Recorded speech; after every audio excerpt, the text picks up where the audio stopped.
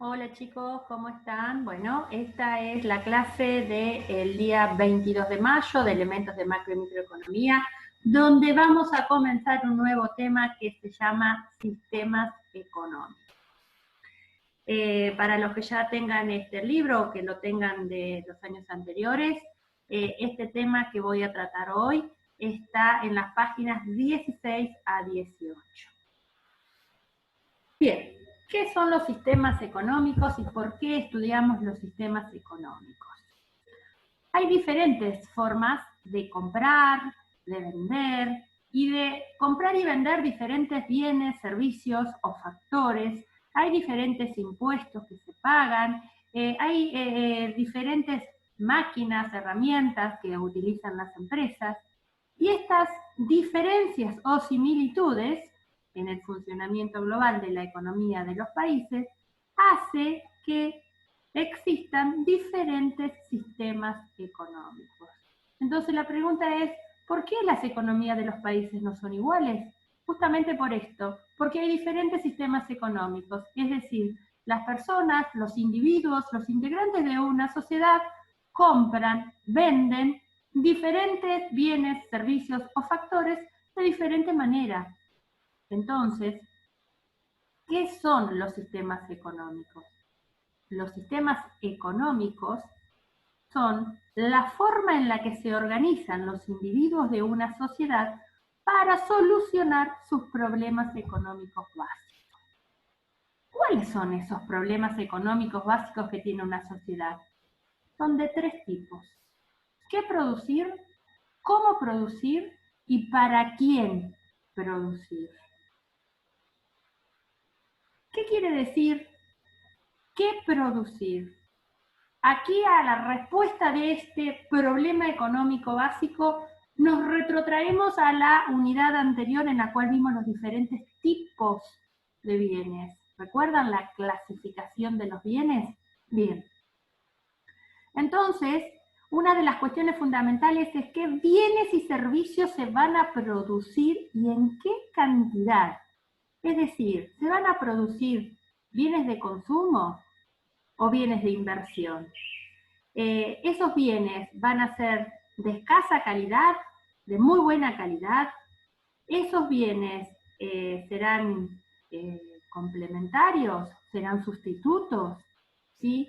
Esos bienes, por ejemplo, serán para satisfacer necesidades primarias o necesidades secundarias como ocio, esparcimiento, ¿sí? Todo eso responde a qué producir. Luego, el otro problema es cómo producir. Es decir, ¿cómo se producirán esos bienes y servicios? ¿Se producirán de manera artesanal, de manera mecanizada o robotizada? ¿Se producirán en empresas de propiedad pública o de propiedad privada? ¿Sí? Este problema económico de cómo producir responde específicamente a qué medios utilizar y con qué recursos producirlos. El otro problema económico básico es para quién producir, es decir, quiénes serán los consumidores o los usuarios de esos bienes o servicios que se producirán. Entonces, para tratar de resolver estos tres problemas económicos básicos, ¿sí? Existen posibles soluciones. Estas soluciones son los tres sistemas económicos básicos que existen en cualquier economía. La economía de mercado, la economía de planificación centralizada y la economía mixta. ¿Sí? Entonces, tenemos las economías de los países que son diferentes. Sí, ¿por qué? Porque existen diferentes sistemas económicos. ¿Y por qué surgen sistemas económicos? Surgen para resolver estos problemas económicos básicos. Y estos problemas económicos básicos se van a resolver con estos tres sistemas económicos. Ahora vamos a ver que hasta ahora todo parece fácil, pero no es tan sencillo. Vamos a empezar a ver el sistema económico basado en una economía de mercado. Cuando hablamos de un sistema económico basado en una economía de mercado, pensamos en un sistema capitalista. Pensamos a su vez en ese circuito económico que vimos en la unidad anterior, de cómo se vinculaban las familias, las empresas y el Estado. Bien, ese circuito económico es la explicación de cómo es el funcionamiento de una economía de mercado. Ahora vamos a empezar a desglosar. ¿Qué es un mercado? Un mercado es toda institución social en la que se intercambian libremente, fíjense, libremente, bienes y servicios, también factores productivos. Porque cuando vimos en el circuito económico, vimos que habían dos tipos de mercados: el mercado de bienes y servicios y el mercado de factores productivos. Algunos mercados son lugares concretos a los que acude la gente a comprar un bien, como por ejemplo un mercado de frutas. Hay otros que se realizan a través del teléfono o por vía internet. Entonces, con esto quiero decir que cuando hablamos de mercado, no estamos hablando de un lugar físico, ¿sí? Por eso es que es toda institución social en la que se intercambian libremente. El intercambio hoy en día se hace libremente y sin ningún inconveniente y restricciones a través de la web o también por teléfono, ¿sí? No deja de ser mercado por no tener un espacio físico donde realizar ese intercambio. Vamos a ver cómo es el funcionamiento de esta economía de mercado. Habíamos dicho que cuando pensemos en este sistema económico, pensemos en el circuito económico. ¿Por qué en el circuito económico? Por lo siguiente. La explicación del circuito económico era que los miembros de la familia, ¿sí?, brindaban a las empresas los factores productivos. A cambio, las empresas les retribuían por el uso de esos factores productivos. Y de esa manera las familias tenían un ingreso que utilizaban para poder consumir. Entonces, existen aquí, en este intercambio, ¿sí?, dos tipos de agentes claramente diferenciados. Uno que cumple el rol de comprador y otro que cumple el rol de vendedor. Y entre ambos se determina un precio. ¿Qué es el precio? Los compradores y los vendedores, vamos a incorporar un concepto aquí, donde sabemos que los compradores se denominan también demandantes y los vendedores se denominan oferentes.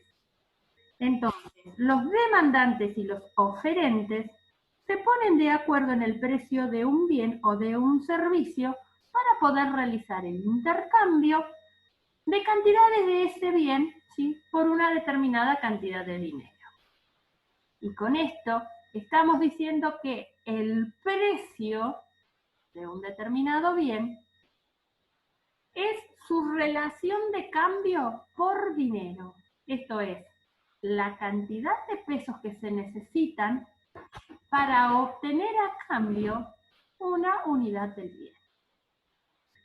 Ejemplo muy común es ir a un lugar que por ahí lo han escuchado o ustedes mismos lo han nombrado, de decir, ¿qué precio tiene esto?